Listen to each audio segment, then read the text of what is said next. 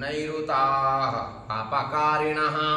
సీతాదేవి మనస్సులో అనుకుంటుంది, అకార్యం ఏ నజానంతి, ఏ పని చేయాలో ఏ పని చేయకూడదో తెలియని వాళ్ళు వీళ్ళు, రాక్షసులు, క్రూరులు. నైరుతాః, ఇటువంటి క్రూరులకి పాపకర్మ చేస్తున్నారు కదా.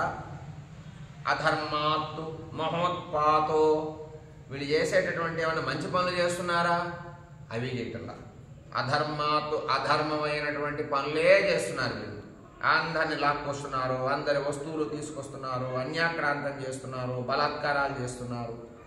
వాటి వల్ల మహోత్పాతో, పెద్ద కష్టము వీళ్ళకి రాబోతుంది. భవిష్యతి, వచ్చేసింది కూడా. భవిష్యతి సంప్రతం నైతే ధర్మం విజానంతి రాక్షసాః పిశితాశనాః.